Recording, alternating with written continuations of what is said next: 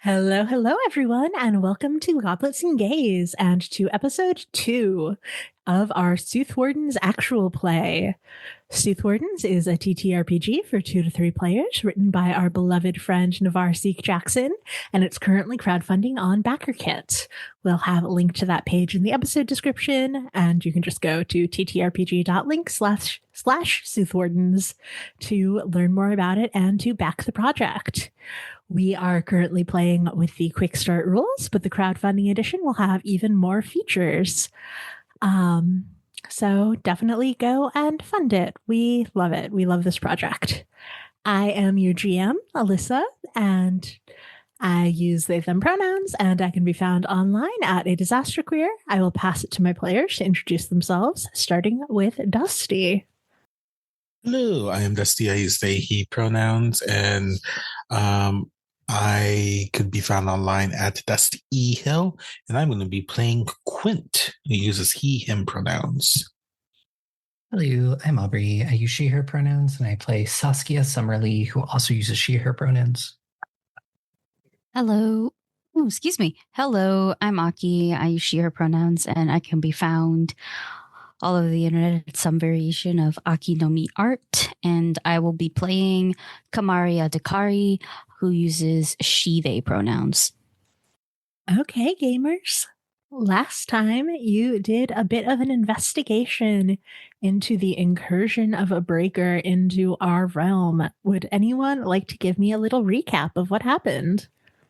I was awoken by a headache and a man with a T-boy mustache named Oscar, who spotted about 6 bodies that were not seal in shape, but I would argue that when you have to wear thick Arctic coats, we are all seals.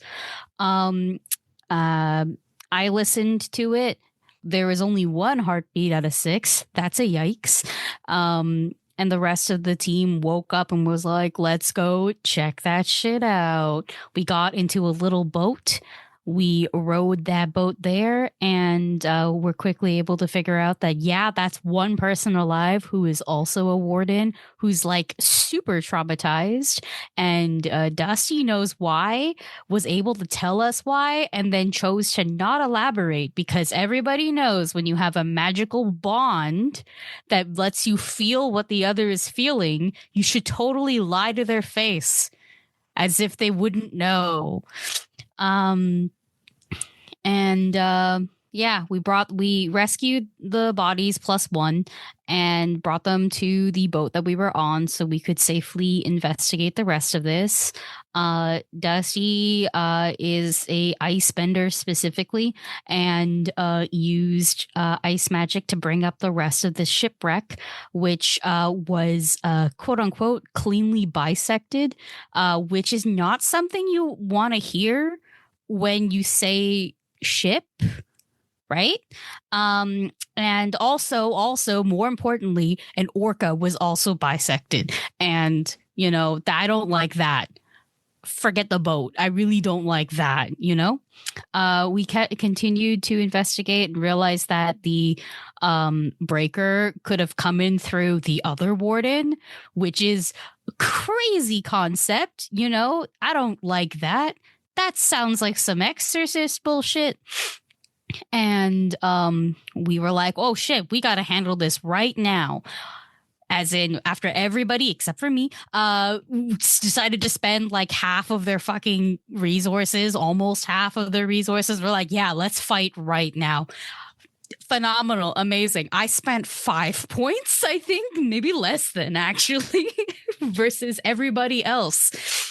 So Dusty does the ritual, while Aubrey and I figure out where we're going. Aubrey really quickly steps into the brig because I was like, what if it's all water? And she was like, 1 second. And she came back sopping wet because, yes, it was all water. So Aubrey will be fighting in the brig. I will be fighting in the soothe. Dusty is going to continue with this ritual, and hopefully we can kill this thing. Or the rest of the orca pod can show up and we can point it at that thing, and then the orcas can take them out like tactical nukes. Sadly, this warden is not a yacht and will not be taken down by a pod of He's not a yacht orcas. or a billionaire. God damn it. I don't think there are billionaires in the Soothwarden universe. This is They are not. It's non-colonial world. Yeah, it Better was not be. non-colonial. Oof. And non-capitalist, I believe, was also stated in the bio. Damn. Okay. So, Quint is kneeling on the ice, focused on this ritual as the breaker, in the form of approximately a human holding an enormous two-handed sword, starts charging directly at him. Saskia, are you going to jump back into the break and leave Kamari to deal with the breaker out here? Yes, I am. Okay. Kamari, let's talk about action economy. So, Soothwardens is a luckless game. It is all about managing your resources. You have sort of four. So you have two resources: heart, which is how you're doing in battle, and stamina, which is used more for investigation and for healing. And then for combat, you have four aspects that sort of define how you fight. Those are your power, your speed, your fabrication, and your range. You sustain levels of each of those that sort of define how you're holding yourself in a fight. So the more power you sustain, the more attacks you do. The more speed you sustain, the faster you move, and the more fabrication. And in fabrication, you're not really sustaining more of that. You're just sort of using it for different things. But the more range you sustain, sort of farther you're able to do attacks. In order to hit and do damage to a breaker, there are two scores you need to meet. One is its pursuit score, which is its speed, which for you, you're trying to hit it using speed plus range. And the other is its defense score, which you're trying to hit using power plus fabrication. Those can range between 1 and 5, but you don't know what number it is you're trying to hit. So you are just trial and erroring sustain levels to try and do the best you can. Every round in Soothwardens costs energy. You will have to mark off heart just for the start of a new round, which means that it is in your best interest to hit hard and fast and try to end the fight as quick as possible. You do not want to be sort of hoarding resources for the end of a fight, because the longer it drags on, the worse off you will be. So, with all of that said, what would you like to do to try and defend Quint? And we can sort of work on your scores and see how that fits into the action economy. Okay, so right now, what I see, because I am fighting in the Sooth, is a guy with a big ass sword. Yep. And they're two, it's big enough that they're two-handed, right? Correct. Amazing. One of my fabrication abilities is to shrink my opponent, and that is exactly what I'm doing. Or at least that is what my intention is. I wish to shrink them so they don't have a sword anymore. I am a ranged fighter. They are not. So if they get closer to me, in general, like, that's a bad thing. So let's disarm them in the funniest way possible. Okay, are you aiming sort of specifically at the sword or at the sort of warden in as a whole? I wish so. Shrinking the sword means that they still have a knife, and I don't want them to have any weapon at all. Because again, the worst case scenario is, or at least as of now is that they have to use their fabrication abilities, and that would technically be a bit of a resource grab on their end too. I'm trying to just take away the immediate threat to my regular person body, and that would be a giant sword. So yeah, I'm gonna go for them. If I had to shoot a specific place, maybe it would make sense to shoot the arms or legs. Arms because they're carrying the sword, and it would be weird. It would not even weird. It would make Dusty's baby hands thing that he has true.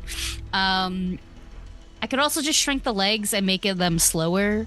All these things are like manageable, I feel. Unless I could shrink them entirely. I don't know if that is. I think you can shrink them entirely. I was just asking if you were aiming specifically at the sword or if you wanted to get them.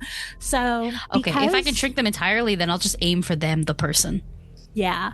So it seems like the range you need here is 3, which is for middle distances, like the upper range of a longbow shot, because you're at a distance. So under the current sustained level for range, put in 3. For fabrication, that is just a 1. You are using one of your fabrication abilities that you already have. And then speed and power are about sort of how well you are able to sort of actually hit this person. I don't think you really need power for this action that you're attempting. It's more of an effect than like a damage, but you might want to spend speed just to get that pursuit effectiveness up to be able to actually use your ability. Okay. And what would you say I should put in speed in this case? Yeah, so if you put a 2 in speed, then that's the maximum level that their pursuit score could be. So you're guaranteed to get it. If you put a 1 in speed, then maybe you get it, maybe you miss. Anything other than that would be overkill. I see.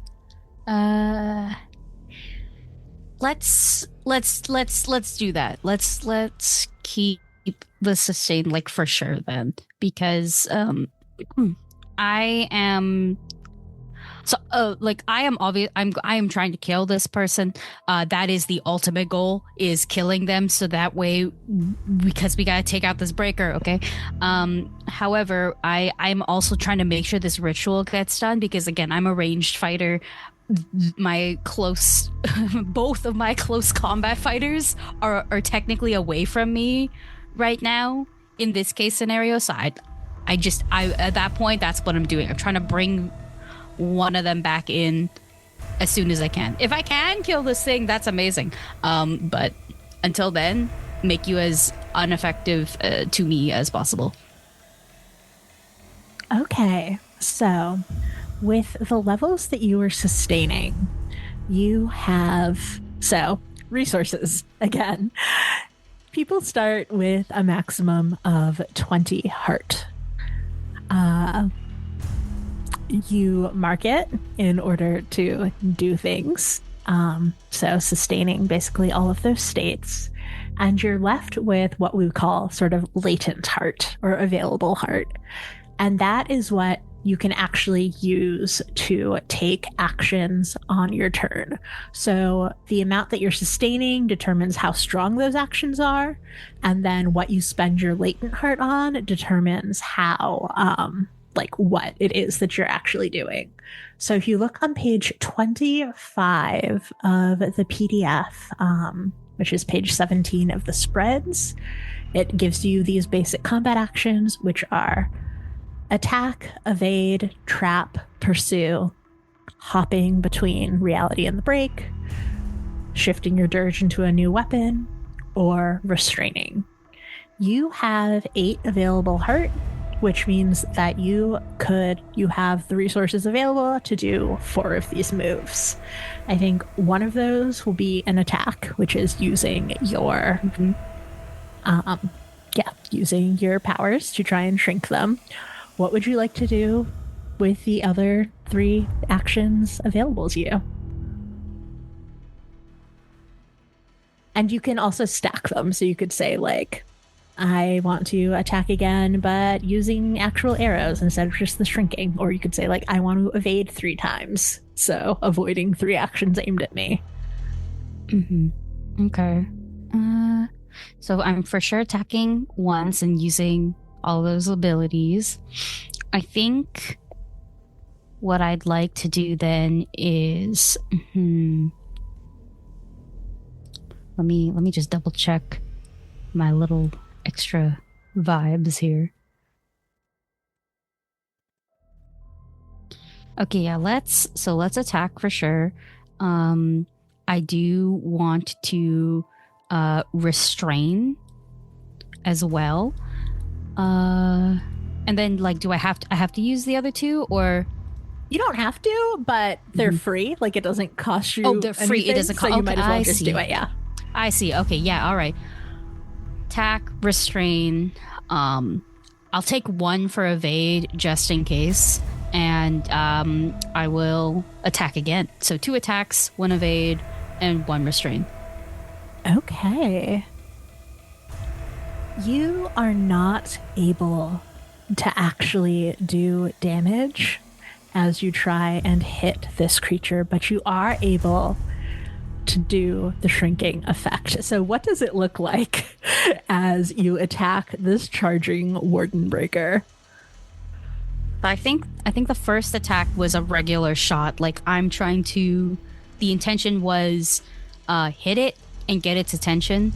If it does damage, amazing. And it clearly doesn't. Like, I think the arrow just shatters upon hitting it. Like I did nothing, which is what happened. And then my next arrow is like charged with, I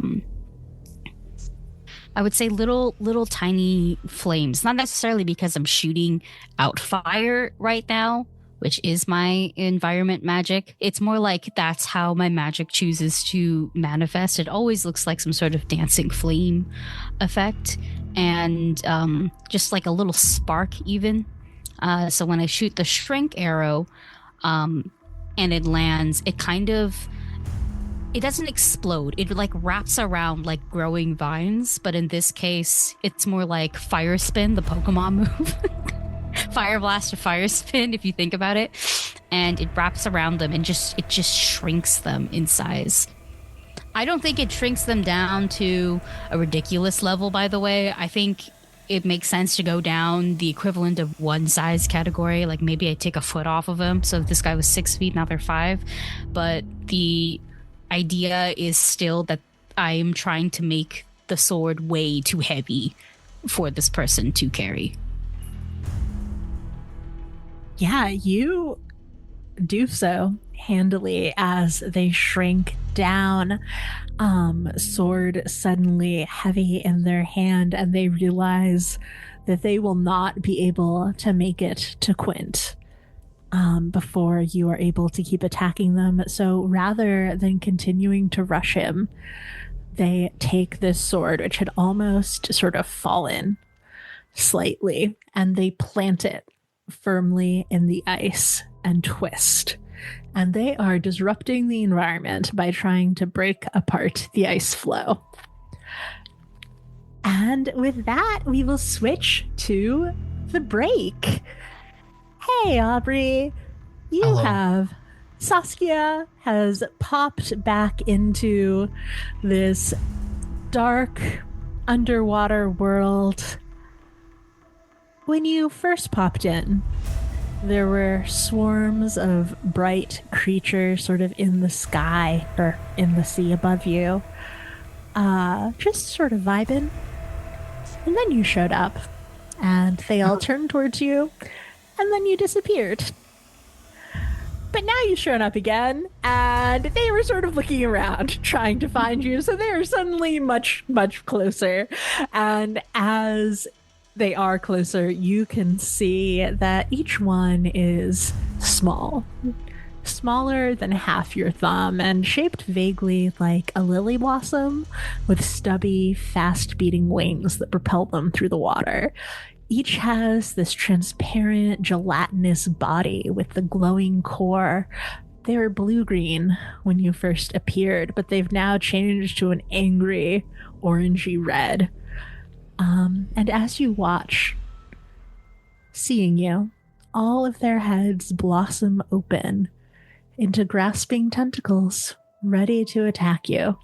Small circular maws trying to reach into you for your soul. What would you like to do? I will say that you're underwater, so you do need to do something about the breathing situation, but you're fine cold-wise. So this is actually relatively temperate water. Do I have to spend, I'm guessing I have to spend stuff for my fabrication abilities? Because I do have underwater breathing, so I definitely want to do that. Yeah, so definitely sustain at least one, so sustain one for fabrication. Yeah, how would you like to sort of face these? So there are a lot of them. I would also like to use my my opponent's fabrication abilities to muddle their senses, so they're not exactly sure where I am, and I want to move quickly and start like dispatching them with my dirge as fast as I can for the time being. Okay, let's bump your fabrication sustain up to 2 because you are also using the muddling their senses. And then you're free to spend up to 4 for however much you want on your other abilities. They close the distance with you, so I think that you're fine sustaining just 1 for range, which is close range. And so for speed, I have a talent. What does that mean in the terms of spending? So that means that the first 2 levels of speed you use are free. And after that, it just costs 1. So you can be at 4 speed and it will only cost you 2 resources, basically. Yeah. So I will... I'm gonna do the 4 speed. Yep. I'm gonna be fast as fuck. Hell yeah. I'll do 2 for power. Okay. So this means that you only have 1 heart available. Each action costs 2 heart unless you use a risky action, which costs 1 heart but means I get to do a little something extra. I'll definitely take the risky action so I'm not spending so much heart. Yeah. And is your action, so your action is the attacking with the muddling their senses? Yes. Okay, what does that look like? How do you do that? It's sort of like when you see a desert mirage, that kind of shapeless mirrored image that kind of as you get closer to it, it vanishes or appears somewhere else. I'm always just a little bit further away.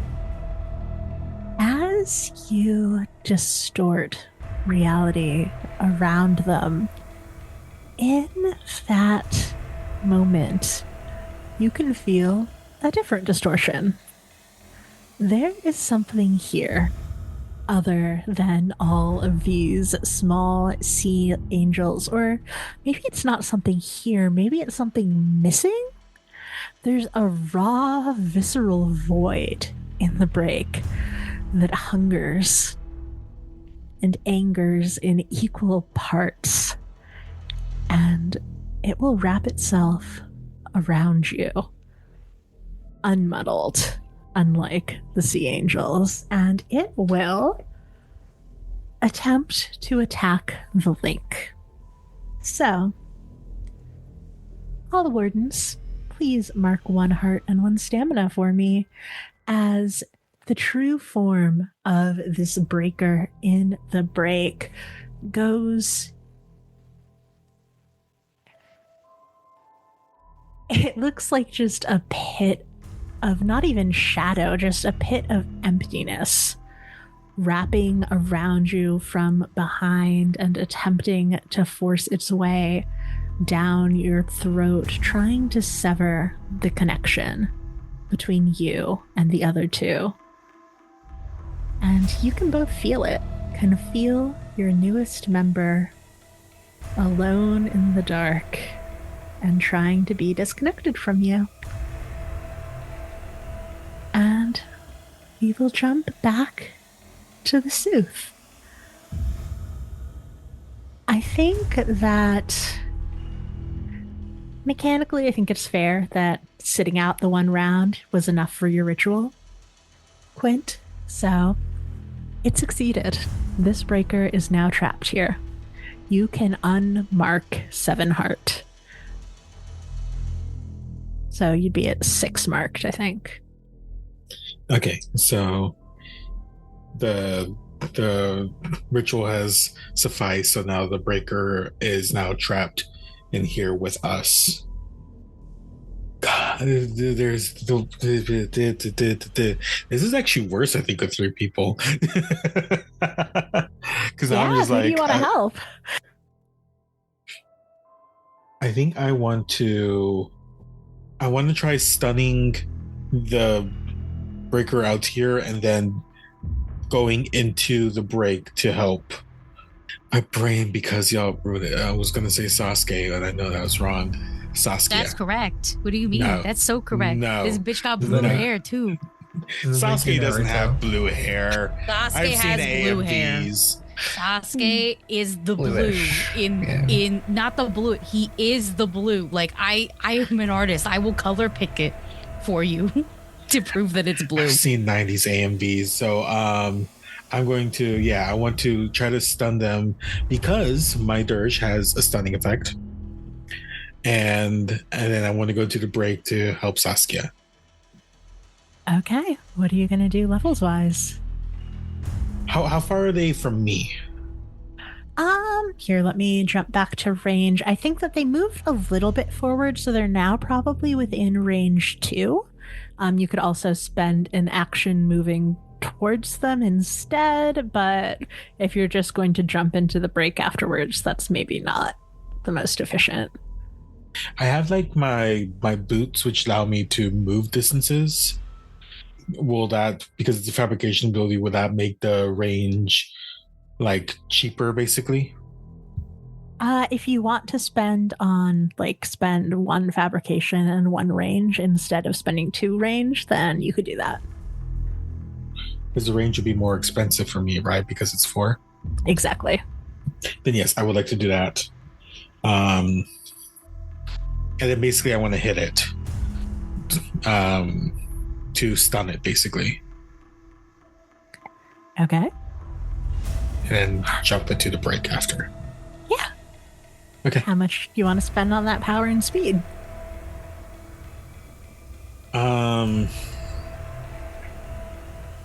I want to spend 2 power, 2 speed. Yeah, what's that do? Maybe 1 power would just give me 1, right? Correct. Do you want to talk about healing? So Yeah. you all can spend stamina in order to heal heart.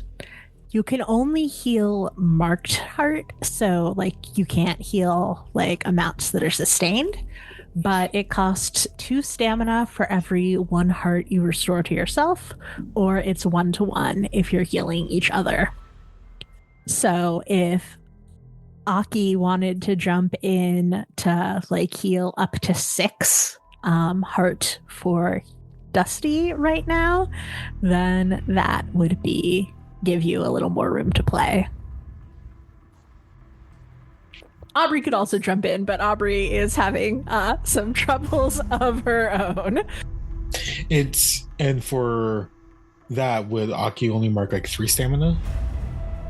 Yeah, to heal your 6, Aki would mark 3 stamina. Yeah, go get her. But if you start suffocating, I need you both to know if you both are getting fucked in the water, I am not coming.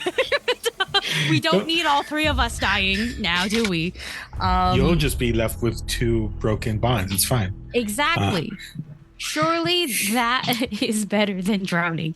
Yeah, so it's mark 3 more for me, right? And then you will heal back. The 6, correct. Dope. That's what I will do. So that's okay. Okay, so see, it was good that I wasn't spending shit.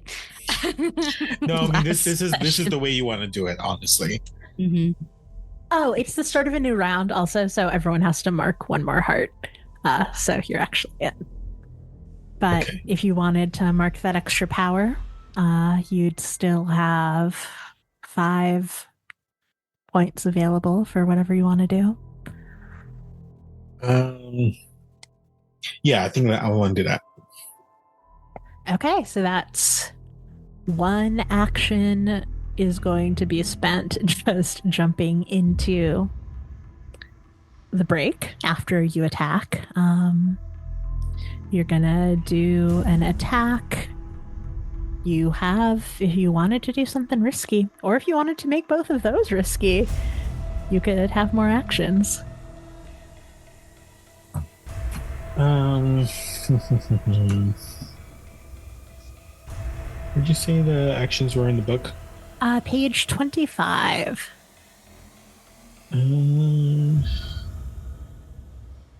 I'll say, actually, that since your goal is stunning, that might be more of a restrain than an attack. Yeah, I was just thinking about that. Because like that's just like my ability for the dirge, just stun it. Yeah. Because what I think, like, yeah. So I think I would want to restrain it, then hop into it, and then probably attack. Maybe a risky attack when I get into the break to ward off whatever's attacking Saskia. Great. Tell me how that looks. Yeah, so the boots, the glow around their boots, it's the ability I've been calling Thunder Boots, but what it looks like is that it's kind of like a double jump he can do, but like he moves forward and there's no sound, but they get propelled forward with like the force of a thunderclap. And so like they basically shoot through the air, sick flip, obviously, because you gotta like maintain your composure and understand where you're landing. And the dirge has this like, it's like a scythe, but I think what happens is that when they land, the scythe has, the handle becomes almost like a chain, which wraps around this dirge and like slams it to the ground. And once it gets slammed into the ground, they're gonna poof into the break and try to attack whatever is attacking Saskia. Great. Unfortunately, you are not able to actually connect with whatever's attacking Saskia. Your damage is not quite high enough. And also, you're now drowning. I'll get over it. But, Aki, the value proposition on the Sooth side has changed. The breaker's speed is 0. It is stunned. So if you want to move points out of speed, you can do that and you will still be able to hit no matter what. Mm-hmm. That will oh, wait, is it my turn yet or is it? Yeah, it's your turn. Okay. Let's stay in the Sooth for now. Sooth, yeah. Okay. Then yes, that's exactly what I'd like to do. So I would move this. I guess drop it to nothing right now. Yeah, to 0.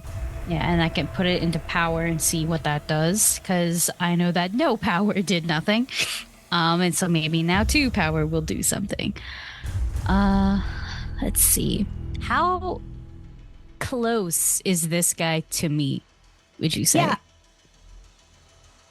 I think for you as well, it's back into range 2 and is just trapped. It is stuck. It is just standing there. Mm-hmm. I think I I would like to maybe move places a little bit. Like it's stuck. That's great. I still have like 4 things I can do for free, and I would like to one of them to be to move for like elsewhere, like the equivalent of further back. I need the range because that is what I am. Squishy. So yeah. One will be to move. I have been picturing this whole time, like I am on this like the non so sunken ship, and I think what I'm trying to do is I'm going to move further up onto the ship, and I'm not necessarily climbing because I do have the ability to Nightcrawler teleport, so just bamf in and out, and that's what I'd be doing. I'm just poofing up to higher scaffolding, I guess would be the correct term. And I think it literally looks like that crawler's teleportation too. I do think I just poof into like smoke and ash and dust, and I reappear with more smoke and ash and dust, just keeping this little fire theming going on. I will hit him with a regular attack, and if I hit him with an attack, and it doesn't work, can I still put more into power then and hit him again, or am I just stuck with the levels that I've done so far? I believe that you're stuck with the levels that you pick at the start of the round, so I would suggest putting another point into either power or fabrication to get that up to a 4. I think I'll put it into fabrication then, so it's 2 for 2.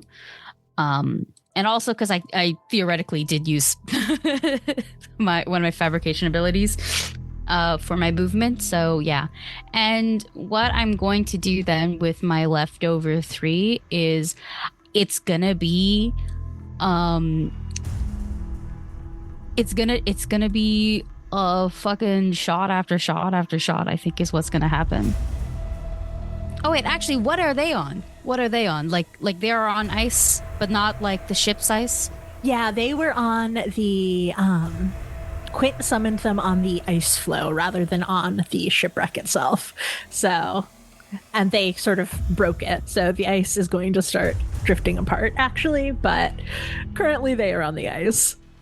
If I use one of my actions to hit the ice so I can break the part that they're specifically on and drop them in the water, would that be considered a trap? Sure. Yep. That's what I'm doing. Once again, I want them to hurt, and I want them to be a piece of shit. I'm scared of drowning. Are you? And again, shot after shot, just I wouldn't say it's a volley, but it's definitely like, oh, this bitch is like, at this point, it's like I'm rowing a boat, doing a big circular motion, just boom, boom, boom, 3 arrows, 2 of them to the chest or shoulders, and 1 of them down to the feet, straight up to knock them into the water. Okay. Yeah, you are handily able to do that. They have been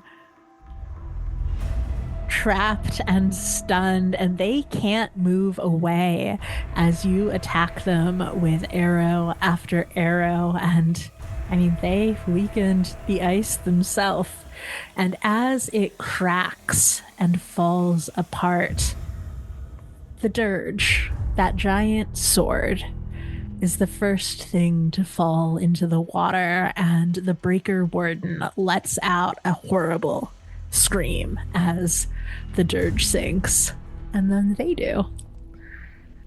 And we will jump into the break. Saskia, you're being grappled.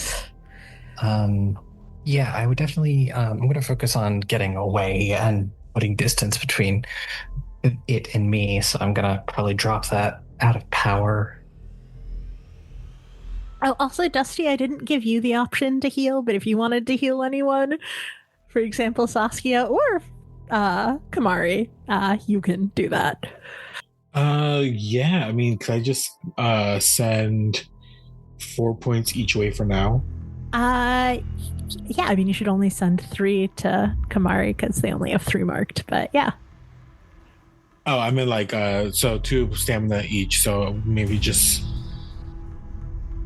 because it's 1 for 2 for someone else, right? I believe it's 1 for 1 for someone else. Basically, And 1-for-1. Yeah. yeah, and 2 for 1 for yourself. Yeah, it's 1 for 1 for someone else. Okay. Then I'll send 3 to. Oh, no, I was wrong. It's 1 stamina for 2 heart for your linked partner, and it's 1 for 1 for yourself. We just did it last round. So it was like, wait. I thought we did it. I think we did it opposite. Like, I think I said that it was 1 for 1 for someone else and 2 for 1 for yourself. So it would still be more expensive for yourself. Yeah. So Aki, get back 2 stamina. Okay, sorry. Carry on. Yippee! There you go. 2 stamina worth towards both. So I'm sending 4 stamina. Yep, and so both restore 4 heart. So for both of you, your marked heart goes down to 0. Yeah, I'm just gonna focus on escaping the clutches of this thing. So, what is the max I can push something to? The max is 4, I believe. And I actually think I'm gonna bump my fabrication up and sort of like start like electrifying the water around me, not like anything big, but just like so that if it is touching me, it's gonna get shocked. Absolutely. And that is what I'm going to do, is just focus on defense this turn. So the actions that you're taking are just, you're trying to move, did you say? Yes, get away from its tentacle and put distance between me and it. Okay, cool. Yeah.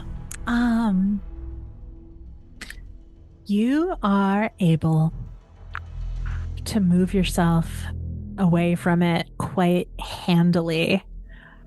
The electrification doesn't seem to do much, as it sort of is, or maybe it does, maybe it helps, maybe that's what gets it to let you go enough for you to move. And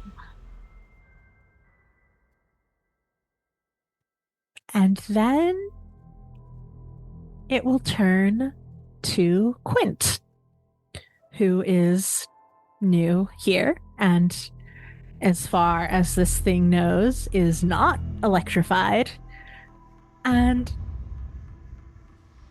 sings with the same beautiful pain that it can feel in what used to be its partner. And so,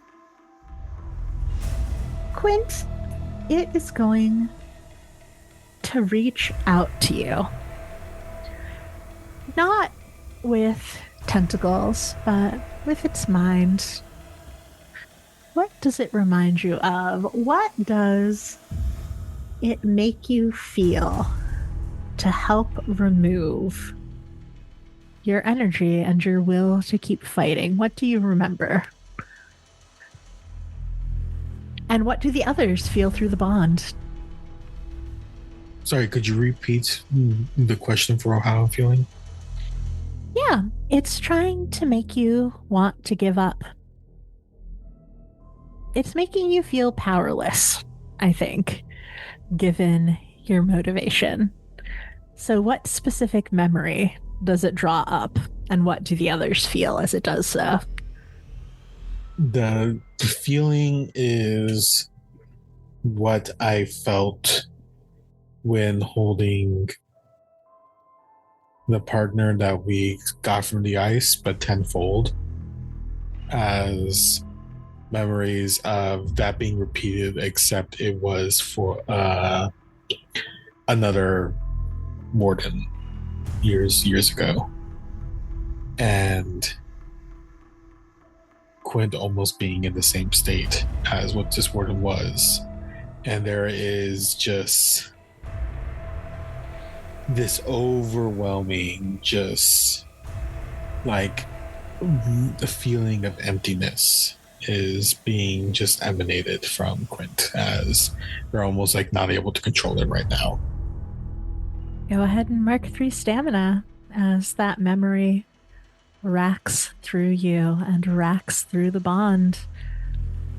I will say, Saskia, that as you can feel this pain emanating through the bond and through Quint, and you're looking to see where this void moved off to, you can see a slight glowing in its chest that sort of pulses brighter and higher the more that Quint's feelings of helplessness, of falling, sort of build. So that might be a place to aim for next round. But for now, we are back in the Sooth, and everyone mark 1 heart as we are at the start of a new round. What happens when I only have 1 heart available left? You either gotta move around some resources or do some healing. Did anyone want to do any healing for Kamari before they take their turn? Or are you going to leave her to heal herself? I will toss 2 stamina worth. So I'll do 4 stamina for 2. I think I need to hold off. You have to do 2 stamina for 4 because you're healing someone else. So you'd be at 11 marked, and she would heal all 4. Yeah, I think I'm gonna hold off for just at least maybe a round before I can get some of my stamina back. Maybe, hopefully. Yeah, Mari, this thing is under the ice, and you can't really see it anymore. But I think that with your hypersense, with your hearing, you can hear the water displacing around the pulse, not of the breaker, but of the dirge, which is sort of directly below the ice flow, now just sort of stuck at the bottom of the ocean. And there is the feeling from its response and from the fact that that is what you can hear, that the dirge itself is what you need to break in order to defeat this breaker. Good. That is good to know. So, let me see. Oh, I may have to improvise magic this. I will remind you that you have a dirge ability, which is I do. one-time use. It costs 8 heart, but it automatically hits, so you don't need anything sustained. So if not sustaining anything gets you to 8 available heart, that might be worthwhile to use. Let me see.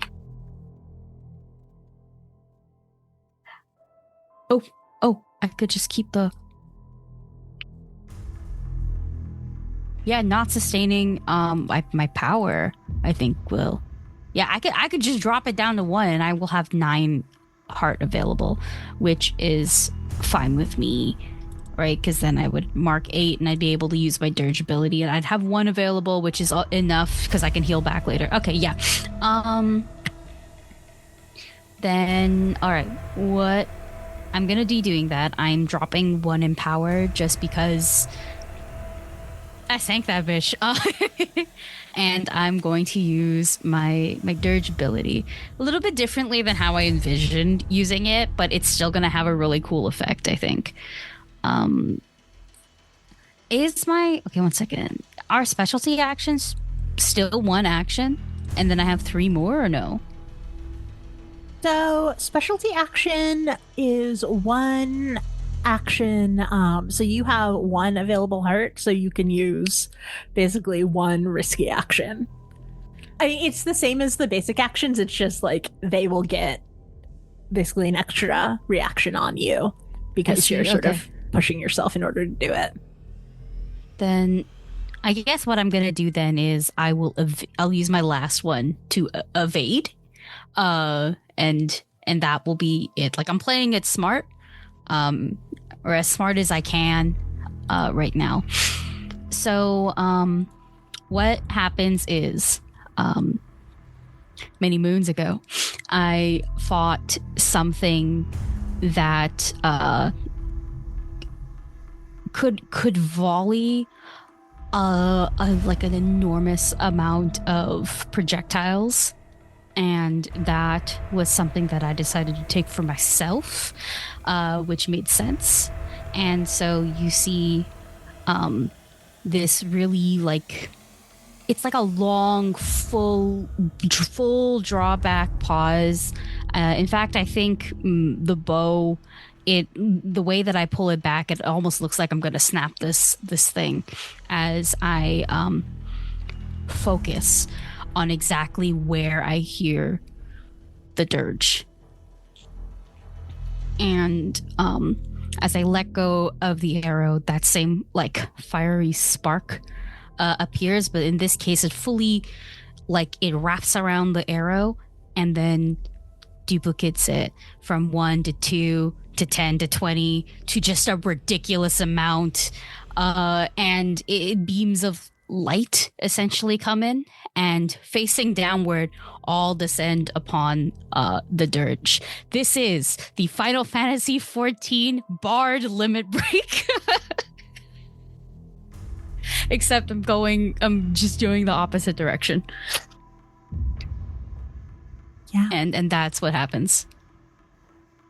You hit this dirge with arrow after arrow, and it is metal. It is a sword. It is made of the pieces of dead gods, but still your arrows are able to pierce it and pierce it and pierce it until finally it shatters in an explosion of light and anger and sorrow that sends literal shockwaves through the water.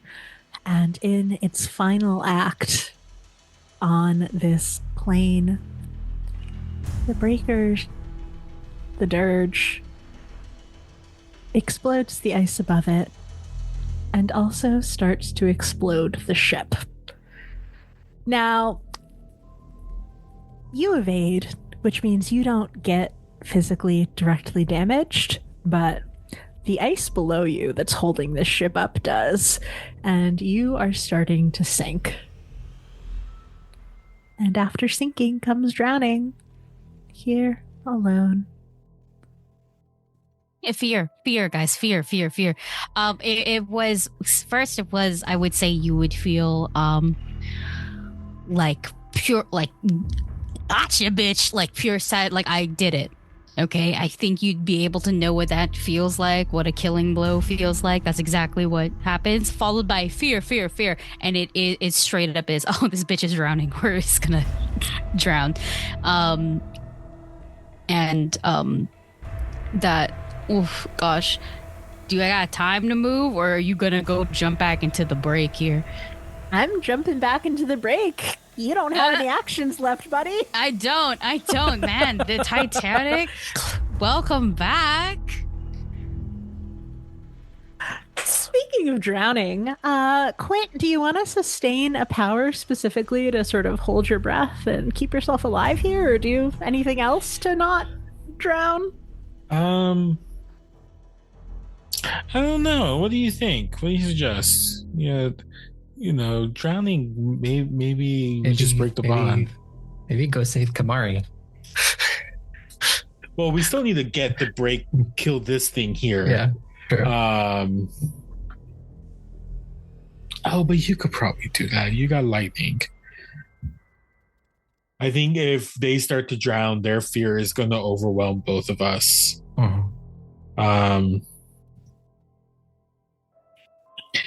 Okay. Yes, I want to sustain a power to not drown. I want to. So, using my thingy, I need to have 8 heart available to use my dirge aspect. Correct. Okay. So if I did that and probably unrange. Okay, I want to sustain power. Is it power? For drowning, yes, I believe it is power to hold your breath. I was sustain that, and then I want to use my dirge aspect to try to help restrain this thing, and then pop into the soothe to help Kamari. Great. Wait, I'm sorry. Can you repeat that? So you're using your dirge aspect to restrain it? The thing here, yes. So that basically gives Saskia a straight shot to the weakness, which is like the glowing weak spot in his chest. Mm-hmm. And then try to get back out into the soothe, because like I'm feeling the drowning aspects. Feeling intense, like, oh no, coming from Kamari. Great. What does it look like as you use your dirge aspect? This aspect I think is coming from a breaker they fought a long time ago, but the weapon itself, the dirge becomes like, it still looks like a scythe, but it gets, instead of being one piece of metal, it becomes like thousands of metallic scales, almost as if we fought like a creature that was like a reptile, but it was completely covered in metal scales. And the weapon itself then flies apart as all these scales, and they attack the creature in the break. Like basically like all exploding into these things and like attacking it on all sides, almost like paralyzing it with like how much like different points it's getting attacked with. Yeah, you have this thing pinned down, but it doesn't need to move to reach out to you again. And before you're able to jump back into the soothe,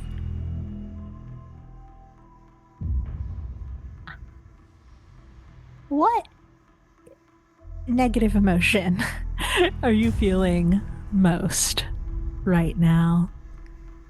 Fear, doubt, insecurity, guilt? I think it's a mix of fear and guilt.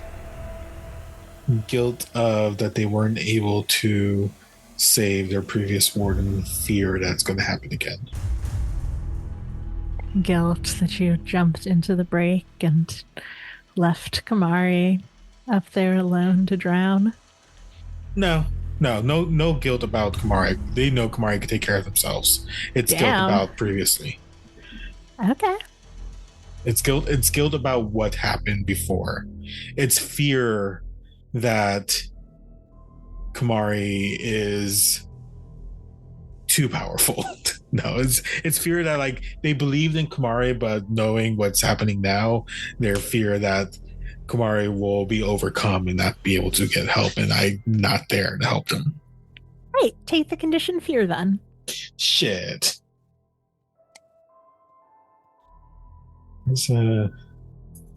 I will worry about it. That's why I'm fear. But yeah, you've jumped back into the soothe to find Kamari on a sinking ship, literally. And I think the place you jumped back to is no longer solid ground. It is just water. So you're now freezing. Okay. I have ideas. But Aubrey, in the break, your breaker is pinned down and you're the only one here. This is your first big hunt. What are you going to do to take it down?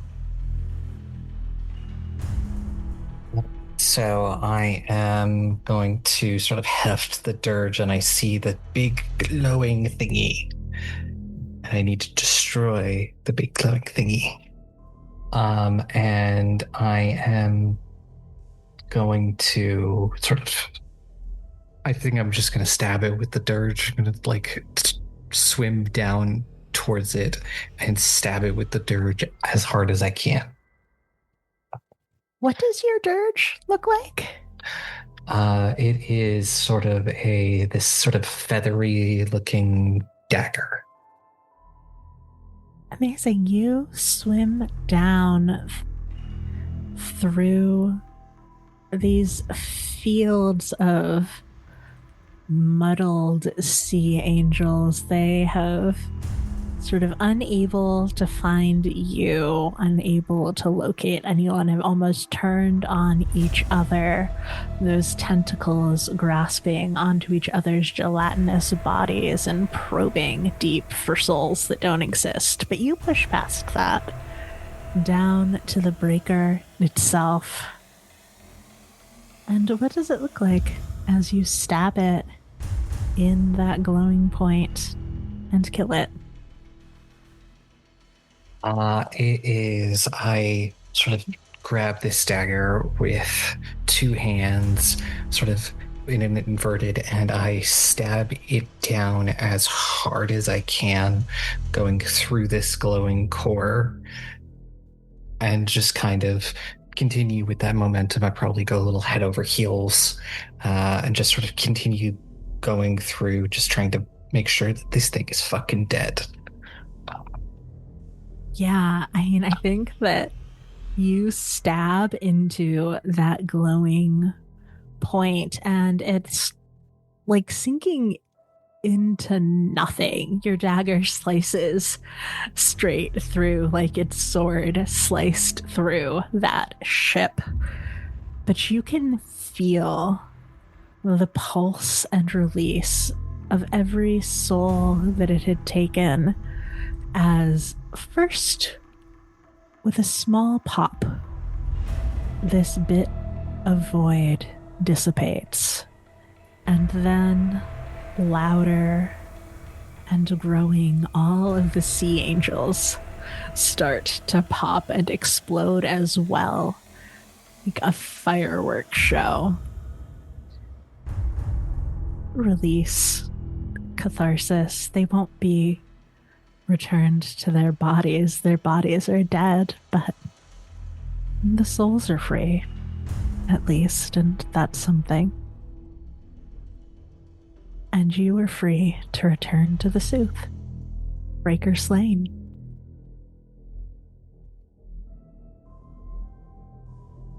Yeah, I will step out into... I'm probably still underwater, so I will help Quint get Kamari out of the water. I'm not in the water. I'm not in the water yet. I specifically went out. I'm sinking. Yeah, Quint is in the water. I'm not in the water yet. If I was in the water, I think I would have then debilitated y'all with fear if I was in the water. I am not. All I did was panic. All I did was look. I'm gonna freeze the boat. It's not gonna stop me from panicking. Ship. I know, but it's gonna stop you from drowning. Exactly. You can panic, just don't drown. Yeah, easily enough you're able to re-freeze the ship. I think that there was a sort of tentative applause when Kamari unleashed the barrage of arrows, and then when Quint returned, from the Sooth. And finally, now that Saskia is back from the break, the ship still at a distance, but watching clearly. Kamari, at least you can hear them cheering for you. Not that it does much for your about to drownness, but you did it. Yeah. And I think that we will end it there unless there are any little epilogues that you wanted, any things you wanted to tie up. No, I think I'm good. I'm good with ending it there. Actually, no. I then proceed to use every last bit of heart to bamf my trawler bamf all the way back to the ship because there's no fucking way. I know you're freezing it, but like in theory, I'm also still here. So if you don't freeze it fast enough, I'm still sinking. So just onto dry land where I have to sit down and use the rest of my stamina to heal back because that's what's gonna happen. Yeah, you make it back to the main ship before anyone else, where, as you heard, the crew is cheering for you. The other warden is still in the kitchen. Silent. I think if anything, it doesn't even need to be like when they get back, Quint is gonna be waiting by the other warden's side until they get out of whatever's happening, just so they could have someone there when they come to terms with it. There's nothing to return. Her partner's dirge was corrupted and then exploded at the bottom of the sea. There are no pieces of the body left, no remnants, nothing that you found in the other ship, but there's someone there, and that's worth something. And with that, we will call it a wrap. Congratulations! Yeah. You killed a breaker and a lesbian.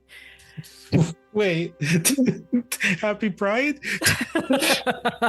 Happy Pride. Bury your gays, Happy especially when it's Pride. other gay people burying them. And in fact, actually, we didn't bury this one. We drowned this one. Yeah, look, this is, if you know our lore, this is on point for us in Pride Month. Yeah, it's nothing new. We bury gays all the time. Welcome back, gay rights. Or I guess goodbye, gay rights. Yeah, I don't know. Maybe it'd be nice to do a quick little, like, decomp / reflection on what y'all thought of the game. Dusty has played it before, but Aki and Aubrey would love to hear your thoughts. Yeah, I mean, I really do like the resource management aspect. I think it's really cool, and I would love to see how it, like, especially goes over a longer campaign. I don't know how well the game is built for a longer campaign. I would love to see it, like, pushed to its limits and see what that's like. Yeah, and I will say that because this was a one-shot, or, a two-part one-shot, I gave y'all a really hard breaker. There's a scale from 1 to 5, 5 being very hard, and I gave you basically a 5. So, just to push it. But it is not... You're not necessarily always pushed as far as y'all were in this fight, just really scrapping it out for points. I just want to state that I know that this game was made specifically to fight me because Navarre has always hated my luck when it comes to rolling dice. Let's just say I corrupted the corrupted because I didn't... I was great. I was doing great the whole time. And so, like, a no luck game is intimidating, except I love resource management. Haha, joke's on you. This game was very fun. Combat was actually super, super fun. I really enjoyed it. I especially liked it when it was just a 1v1, if I'm being honest. I was a little bit worried. But dog, I straight up bullied this. the bow is the superior weapon. I was like, holy shit. I was so worried. If he got close to me, then I'd be like really, really worried. And I was like super extra worried about like, dog, I don't think I could take a hit, if I'm being honest. But I didn't get hit. So like it was definitely very fun. I'm very curious to see how playbooks would work though, because I am aware that the full game will have playbooks, and I would be super interested in playing around with those and seeing like what else you can build up. But just like the quick start, if you wanted like a boss run type of game, this is really definitely a really good vibe for a boss run. Did feel like Castlevania combat, as somebody who really likes Castlevania, the games and the show. There was an aspect to it. Definitely. I could see the 4 resources in your belt in some of the old games that you can only have. Mm-hmm. Yeah, I'm super excited for the playbooks. Each one basically changes the way that you do resource management. So everyone is doing resource management, but in a slightly different way, which is very exciting and fun. Dusty, you've already played it before, but we can still hear your thoughts if you want to say anything nice about Navarre. Yeah. I playing it again, like, and having a little bit better of a grasp of it, only barely, because like it's basically been quite literally a year apart since we played last time. Playing with the 3-person is actually, like, I think a little bit more stressful. Like, you have more resources, but then also like having the 3rd person split apart, it's like, okay, who are you helping? Like, I think throwing this big beat, like, like difficulty 5 out of 5 at us was a great way to show off, like, oh yeah, you have one person on each side when you have the other person trying to help, and they're just getting wrecked and emotionally stunting the other two. But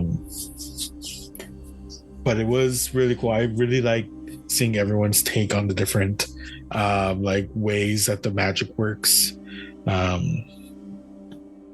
And also, this is just a me thing. Shout out to Pirate Mustache Oscar. Would love to see them living their life in the bando. So hilariously, the 3-person mechanic, one person is a hopper, which means that they can jump between the Sooth and the break for free instead of spending heart for it. That was originally going to be Dusty. Then we changed it to Aubrey for story reasons, but Dusty ended up being the one who did all the hopping and had to spend resources for it. So yeah, no, it's right. It's just like it kind of just made sense of what was happening in the combat. For sure. Yeah, absolutely. Yeah, no, and I think it's super fun to play and GM, and everyone to go support it. Soothwardens currently backing for another couple days on BackerKit. Go do it. Go do it. ttrpg.link/Soothwardens. Tell Navarre that we sent you, and he'll give me a hug maybe someday. One day. Maybe someday. Yay! Navarre, Thanks, I want y'all. you to know that I ended with 15 stamina still available. I love resource management games. Jesus Christ.